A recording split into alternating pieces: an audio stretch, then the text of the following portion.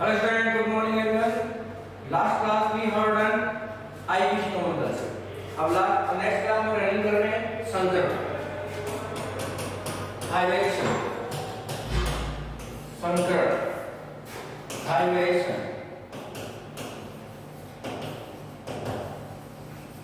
हाइवेशन, संकरण. अपन नेक्स्ट पढ़ रहे हैं संकरण, हाइवेशन. तो संकरण होता क्या है, सबसे पहले इसकी परिभाषा पढ़ेंगे. परिभाषा: एक परमाणु की लगभग समान ऊर्जा के कक्षक परस्पर मिश्रित होकर अपनी ऊर्जा का पुनः वितरण करके समान ऊर्जा समान आकृति की उतनी संख्या में नए कक्षक बनाते हैं. इन नए कक्षकों को संकरित कक्षक तथा इस पूरी परिघटना को संकरण कहते हैं. एक परमाणु के लगभग समान ऊर्जा के कक्षक, एक परमाणु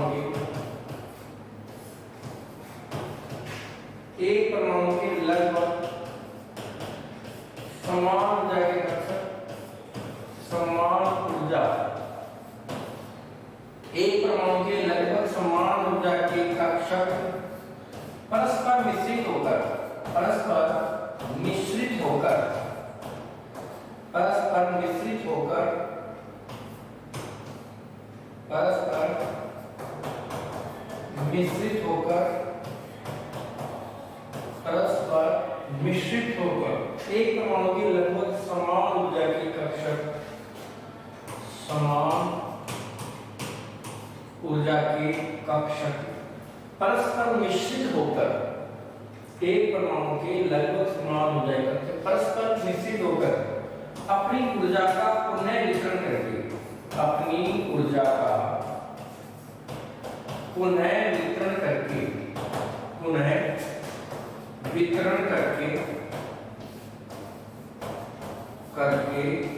समान ऊर्जा व समान आकृति के, समान ऊर्जा एवं समान आकृति के, समान आकृति के उतनी ही संख्या में, उतनी ही संख्या में नए कक्षकों का निर्माण करते हैं. उतनी संख्या में नए कक्षकों का, नए कक्षकों का निर्माण करते हैं. निर्माण, नए कक्षकों का निर्माण करते हैं. इन नए कक्षकों को, इन नए कक्षकों को संकरित कक्षक, इन नए कक्षकों को संकरित कक्षक तथा इस परिघटना को, तथा इस परिघटना को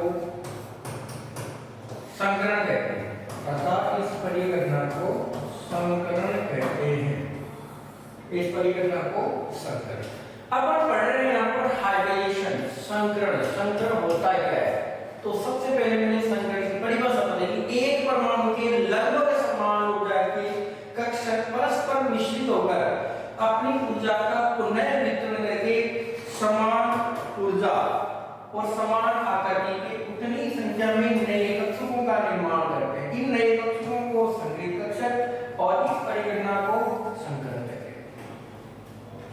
अपन यहाँ पर संकरण पढ़ रहे हैं. तो सबसे पहले मैंने आपको संकरण की डेफिनेशन बताई कि संकरण होता क्या है. एक परमाणु के लगभग समान ऊर्जा के कक्षक परस्पर मिश्रित होकर अपनी ऊर्जा का पुनः वितरण करके समान ऊर्जा और समान आकृति के उतनी ही संख्या में नए कक्षकों का निर्माण करते हैं. इन नए कक्षकों को संकरित कक्षक तथा इस परिघटना को संकरण कहते हैं. तो ये तो अपनी हो गई संकरण की परिभाषा. तो संकरण क्या होता है? एक परमाणु के लगभग समान ऊर्जा के कक्षक परस्पर आपस में मिश्रित होकर अपनी ऊर्जा का पुनः वितरण करके समान ऊर्जा और समान आकृति के उतनी संख्या में नए कक्षकों का निर्माण करते हैं. और इन नए कक्षकों को संकरित कक्षक और इस टोटल परिघटना, टोटल प्रोसेस, इस पूरी परिघटना को संकरण कहते हैं. तो ये आपकी होगी संकरण की परिभाषा. अब संकरण को सर्वप्रथम किसने बताया था, क्या बताया था, वो देखते हैं हम. संकरण संकरण को सर्वप्रथम 1931 में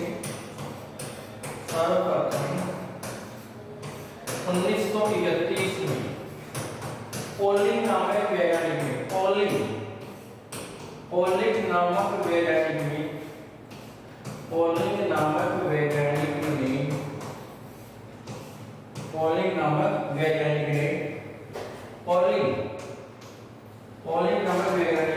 संकल्पना प्रस्तुत की।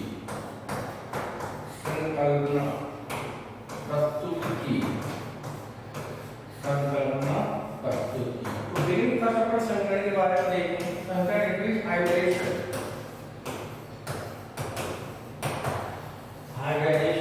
तो इसके बारे में सबसे पहले किसने क्या बताया था?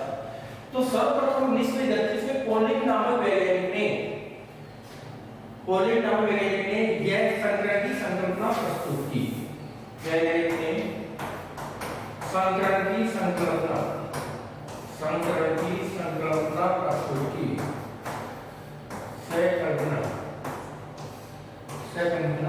प्रस्तुत की।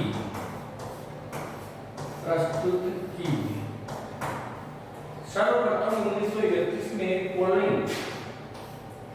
पॉलिंग नामक वैज्ञानिक ने संकरण की संकल्पना प्रस्तुत की। सर्वप्रथम 1931 में पॉलिंग नामक वैज्ञानिक ने संकरण की संकल्पना प्रस्तुत की। तो पर संकरण के बारे में पढ़ रहे हैं। तो विभिन्न संकरण को किसने किस हिसाब से बताया था? तो सर्वप्रथम 1931 में पॉलिंग नामक एक साइंटिस्ट है, पॉलिंग नामक वैज्ञानिक ने संकरण की संकल्पना प्रस्तुत की। और फिर मैंने आपको बताई संकरण की डेफिनेशन। एक परमाणु की लगभग समान ऊर्जा की कक्षा परस्पर मिश्रित होकर अपनी ऊर्जा का पुनः वितरण करके समान ऊर्जा और समान आकृति के उतनी ही संख्या में नए कक्षों का निर्माण करते हैं।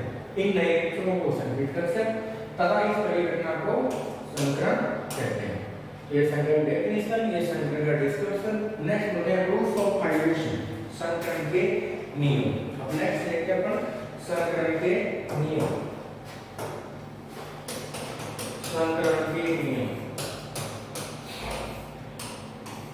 संकरण के नियम रूल्स ऑफ हाइब्रिडेशन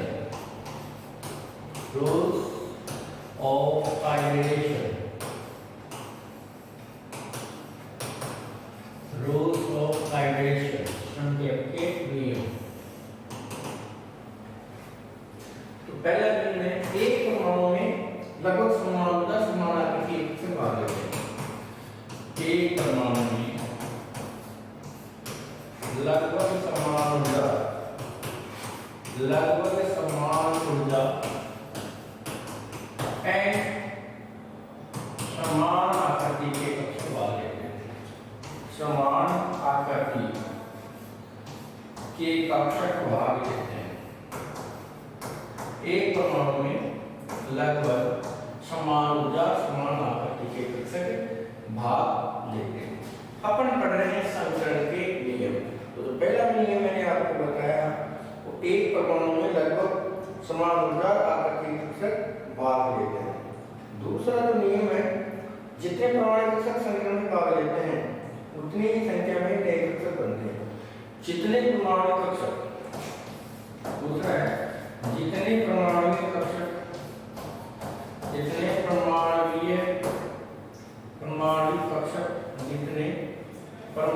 कक्षक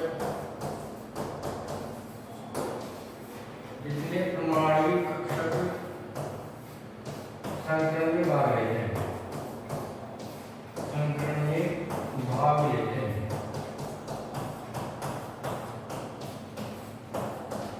उतनी ही संख्या में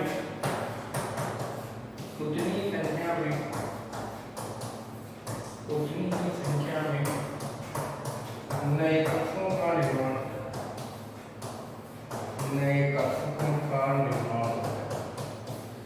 उतनी संख्या में नए कक्षकों का निर्माण होता है। अपन पढ़ रहे हैं संकरण के नियम। पहला बताया एक परमाणु में लगभग समान ऊर्जा समान आकृति के कक्षक भाग लेते हैं। दूसरा मैंने बताया आपको जितने परमाणु कक्षक संक्रमण में भाग लेते हैं उतने ही नए संघीय कक्षों का निर्माण होता है। तीसरा है परमाणु के संयोजक कक्ष के कक्षक की परमाणु के संयोजक कक्ष के कक्षक की संक्रमण में भाग लेते हैं।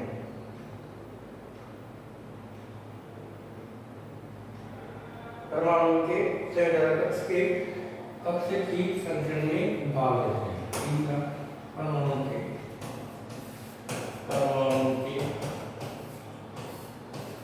संयोजकता कक्ष के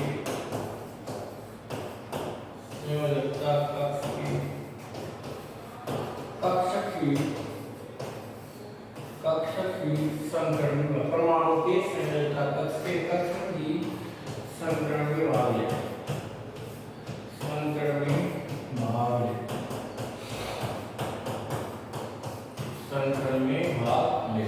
फोर्थ है संकरित कक्षकों से संक्रमण में संकरित कक्षकों से संक्रमण में संकरित कक्षकों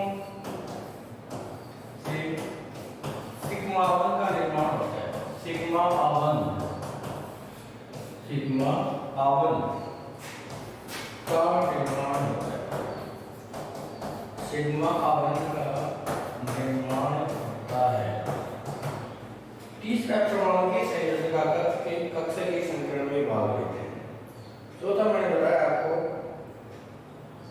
परमाणु के संक्रमण में संकरित कक्षकों द्वारा सिग्मा आवन का निर्माण होता है। संक्रमण में कक्ष भाग लेते हैं न कि इलेक्ट्रॉन। संक्रमण में कक्ष भाग लेते हैं न कि इलेक्ट्रॉन। फिफ्थ है संक्रमण में कक्षक भाग लेते हैं। कक्षक भाग लेते हैं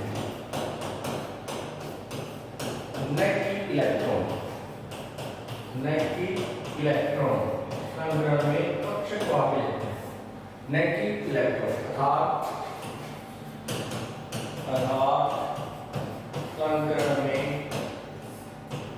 रिक्त खाली आर्कुलित आदि भरे एंड कोणपुलित यानी पूरे भरे कक्षक भाग है। कक्षक भाग लेते हैं। क्या है संक्रमण में कक्षक भाग लेते हैं कि इलेक्ट्रॉन। यथार्थ संक्रमण में रिक्त आर्कुलित और कोणपुलित कक्षक भाग लेते हैं। नेक्स्ट है संक्रमण में दो पालियां बनती हैं।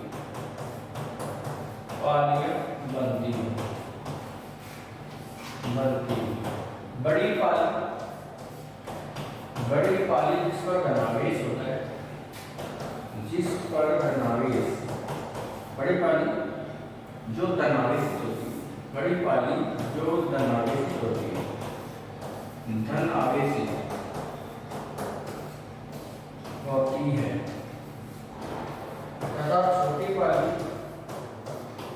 तथा छोटी पाली जो ऋणावेशित होती है।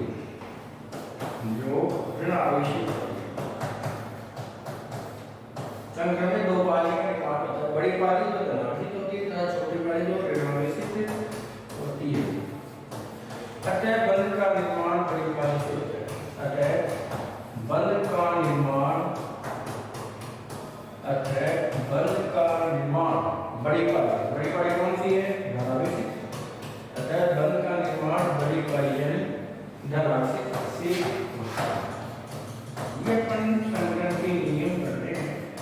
तो छठा नियम बताया मैंने, संक्रमण में दो पालियां बनती हैं। बड़ी पाली जो धनावेशित होती है, छोटी पाली जो ऋणावेशित होती है। और बड़ी पाली द्वारा बंध का निर्माण होता है। ये आपके 6 नियम होंगे। अब नेक्स्ट अपन पढ़ रहे हैं 7वां नियम। अब 7वां नियम क्या है? संक्रमण में एक अणु की ज्यामिति।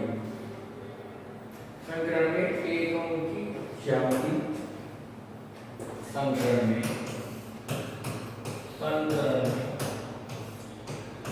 एक अणु की ज्यामिति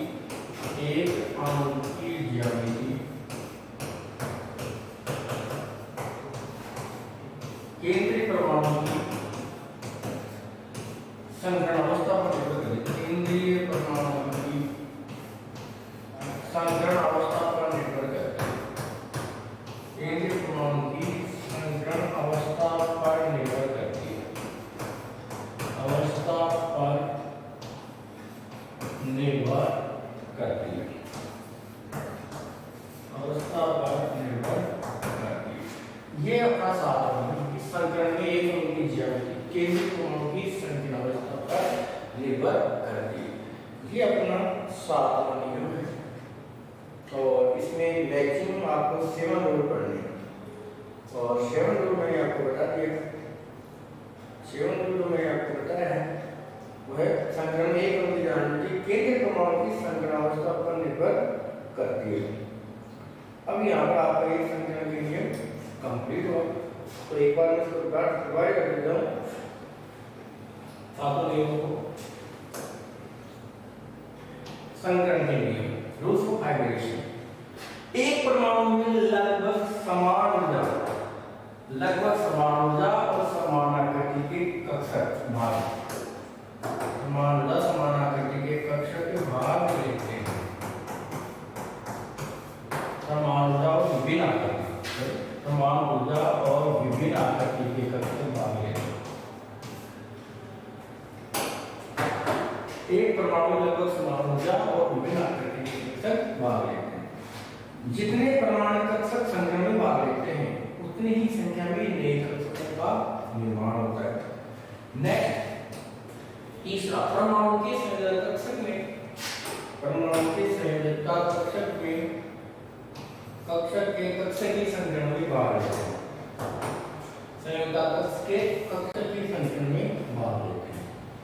संकरण में संकेत कक्षकों में सिग्मा बंध का निर्माण होता है। इसमें दो बंध बनेंगे, सिग्मा बंध और पाई बंध। सिग्मा बंध कहाँ बनते हैं, पाई बंध कहाँ बनते हैं, अभी आगे की डिटेल पढ़ेंगे सिग्मा बंध और पाई बंध।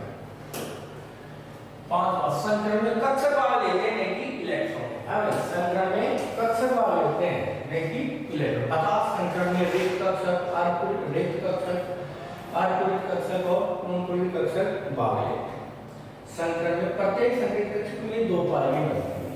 बड़ी पाली जो धनावेशित होती है, छोटी पाली जो ऋणावेशित होती है और बंध का निर्माण बड़ी पाली से होता है। एंड लास्ट फाइनल 7 लास्ट इसका रूल है 7। संकरण में एक अणु की ज्यामिति केंद्रीय परमाणु की संकरण अवस्था पर निर्भर करती है। संकरण में एक अणु की ज्यामिति केंद्रीय परमाणु की संकरण अवस्था पर निर्भर करती है। इस प्रकार आपके संकरण के नियम कंप्लीट। नेक्स्ट हम देख रहे हैं संकरण के प्रकार। Classification of hybridization. संकरण के प्रकार। संकरण के प्रकार। Classification of hybridization. Classifications of hybridization.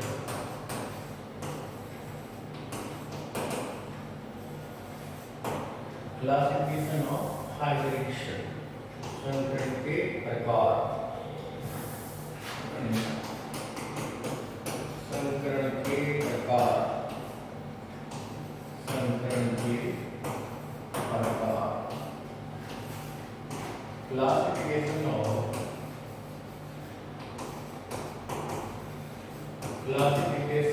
of hybridization.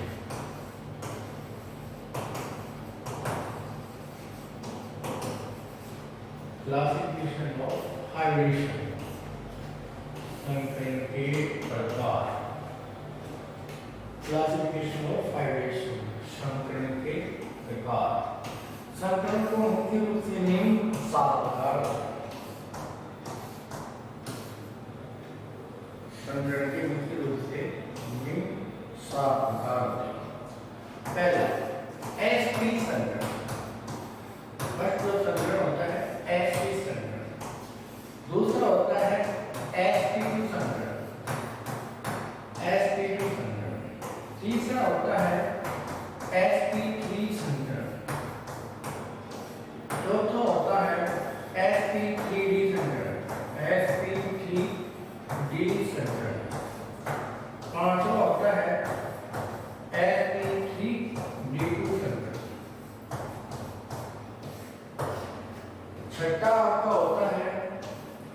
sp3dt संकरण, sp3dt संकरण। सातवां होता है dsp2 संकरण, dsp2 संकरण। ये संकरण के प्रकार होते हैं। पहला है sp संकरण, दूसरा है sp2 संकरण, तीसरा है sp3 संकरण, चौथा है sp3d संकरण, पांचवा है sp3d2 संकरण, छठा है sp3dt संकरण, सातवां है dsp2 संकरण। ये आपको संकरण के प्रकार है 5 टाइप के। अपन पढ़ रहे हैं संकरण के प्रकार, क्लासिफिकेशन ऑफ 5 डिविजन। संकरण को निम्न 7 भागों में बांटा है। संकरण को निम्न 7 भागों में 7 प्रकार होते हैं। संकरण के निम्न 7 प्रकार होते हैं। पहला है sp संकरण, दूसरा है sp2 संकरण, तीसरा है sp3 संकरण, चौथा है sp3d संकरण, पांचवा है sp3d2, छठा है sp3d संकरण, सातवां है dsp2। अब यहाँ से एक एक संकरण के अपन स्टडी करेंगे, डेफिनेशन पढ़ेंगे, उसकी एग्जाम्पल पढ़ेंगे, संकरण कैसे होता है वो पढ़ेंगे। तो पहला उठा रहे अपन sp संकरण। तो फर्स्ट ले रहे हैं यहाँ पर sp संकरण, sp संकरण। सबसे पहले अपन इसकी डेफिनेशन पढ़ेंगे, परिभाषा। ये होता क्या है परिभाषा। अब यहाँ पर देखो, आप इसमें एक s स्ट्रक्चर है, एक p स्ट्रक्चर है। इस प्रकार के संकरण में, इस प्रकार के संकरण में, इस प्रकार के संकरण में एक s स्ट्रक्चर प्लस एक p स्ट्रक्चर। इस प्रकार के संकरण में एक s स्ट्रक्चर और एक p स्ट्रक्चर परस्पर मिलकर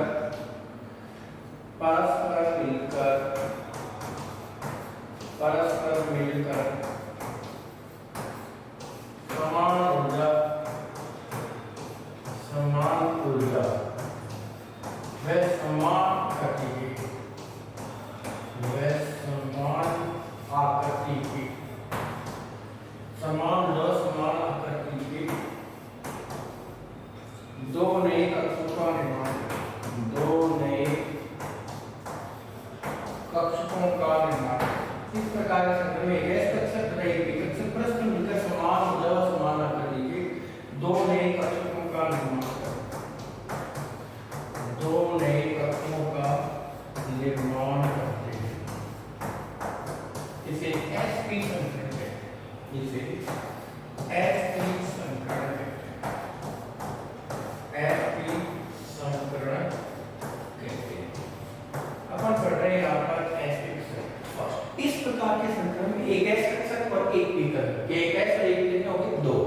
एक s और एक p कक्षक परस्पर मिलकर समान ऊर्जा समान आकृति के उतनी संख्या में कक्षकों का समान आकृति के दो नए कक्षक, समान आकृति के दो नए कक्षकों का निर्माण करते हैं। इसे sp संकरण कहते हैं। आगे को डिटेल से देखें।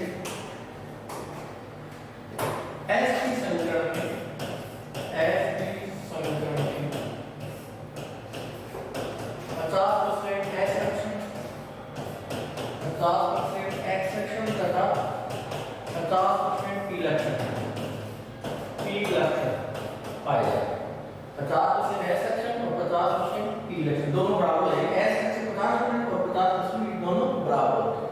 50% x सेक्शन और 50% p लक्षण पाए जाते हैं। 50% x सेक्शन 50% p लक्षण पाए जाते हैं। sp संकेत कक्षक में, sp संकेत कक्षक में, sp संकेत कक्षक रेखीय आकृति में, रेखीय आकृति में, रेखीय आकृति में 180 डिग्री कोण पर व्यवस्थित होते हैं, कोण पर व्यवस्थित होते हैं, 180 डिग्री कोण पर व्यवस्थित होते हैं। इसलिए यह संकरण विकर्ण संकरण कहलाता है। विकर्ण संकरण भी कहलाता है। विकर्ण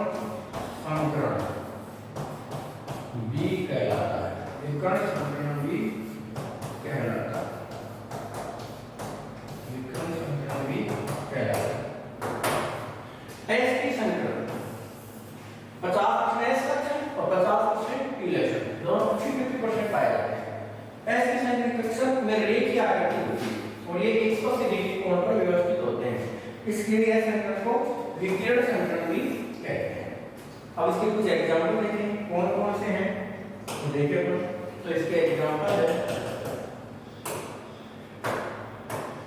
BH2 BCl2 C2H2 और C2H2। तो पढ़ने में इसका एग्जांपल देखें तो S कक्ष के बारे में बात करें तो सबसे पहले S कक्ष गोलाकार होता है और एक इसमें एक S कक्ष होगा ये 2S का, एक B कक्ष हो गया 2B का। ये दोनों मिलकर यहाँ sp संकरण करेंगे। कौन सा संकरण करते हैं? sp संकरण। और sp संकरण करके ये बनाते हैं 180 डिग्री कोण पर इस प्रकार से स्ट्रक्चर बनाते हैं। ये जो यहाँ पर बन रहा है 180 डिग्री का, ये 180 डिग्री का कोण बनता है। अपन को जैसे BH की संरचना ले यहाँ पर तो ये ऐसे बनेगा। ये तो आपका हो गया, ये तो यहाँ पर हो गया आपका, ये तो हो गया B, ये हो गया H, ये हो गया H। यहाँ माइनस प्लस माइनस प्लस और इनके बीच में जो एंगल बन रहा है वो यहाँ पर कितना है 180 डिग्री। आकृति कैसी बनी इसकी? रेखीय। तो ये जो मैं बना है BH2 अणु की आकृति, BH2 अणु की आकृति बनी। ये एग्जांपल ये अपनी BH2 अणु की आकृति बनती है। BH2 अणु की आकृति, यहाँ H है, यहाँ B है और यहाँ भी H है, यानी B और दोनों या एक S कक्ष होता है एक P कक्ष, दोनों पदार्थ के साथ मिलकर 180 डिग्री का कोण बनता है। अब यहाँ पर S की संख्या होता है B और S, ये दोनों मिलकर यहाँ पर BH2 संरचना, BH2 अणु की आकृति, BH2 अणु की आकृति। ये आपका फर्स्ट संकरण कंप्लीट BS की संकरण। इसको दोबारा ट्राई कर देते हैं। अपन पढ़ रहे हैं पहला H की संकरण, इसका दूसरा नाम होता है विकर्ण संकरण। विकर्ण संकरण दूसरा नाम होता है विकर्ण संकरण। पहला H की संकरण, दूसरा नाम क्या होता है मेरे आपको यहाँ पर विकर्ण संकरण। तो सबसे पहले देखो एक S दिख रहा है एक P दिख रहा है, तो सीधी बात है एक S कक्ष और एक P कितनी मिल गई? दो गए, तो दो S की संख्या दो संकेत कक्ष को निर्माण करने से S की संख्या। देखिए उदाहरण इस प्रकार के संकरण में एक S कक्ष और एक P कक्ष मिलकर परस्पर दो समान ऊर्जा समान आकृति के दो नए कक्षों का निर्माण करके इसे S की संकरण कहते हैं। S की संकरण 50% S कक्ष में 50 दोनों बराबर 50% S 50% P कक्ष पाएगा। S की संकरण कक्ष में रेखीय आकृति बताइए रेखा के और 180 डिग्री कोण पर व्यवस्थित होते हैं, इसलिए संकरण को विकर्ण संकरण भी कहते हैं। एग्जांपल देखो इसके BH2 BCl2 C2H2। तो पहले एग्जांपल देखो BH2, तो एक x से गोलाकार होते हैं, एक कक्ष डबल है, दोनों आपस में 30 सेंटीमीटर के 180 डिग्री कोण बनाते हैं। आकृति रेखीय कैसे बनते हैं? एग्जांपल ये BH2, ये तो बेरिलियम है, एक हाइड्रोजन और एक हाइड्रोजन बन गया BH2 180 डिग्री का कोण है और आकृति कैसी है? उसकी आकृति कैसी है? रेखीय। और ये आपकी BH2 की आकृति। इस प्रकार आपका यहाँ पर पहला संकरण कंप्लीट हुआ। यहाँ पर मैंने आपको बताया है अपन पढ़े संकरण के प्रकार। मैंने यहाँ पर फर्स्ट संकरण कंप्लीट किया कौन सा? sp संकरण। नेक्स्ट क्लास में अपन पढ़ेंगे आपको sp2 संकरण। संकरण 7 प्रकार के होते हैं, sp sp2 sp3 sp3 sp2 sp3 और dsp। तो अपन पहला संकरण कंप्लीट हो गया क्या? sp। नेक्स्ट क्लास में पढ़ेंगे आपको sp2 संकरण। अगर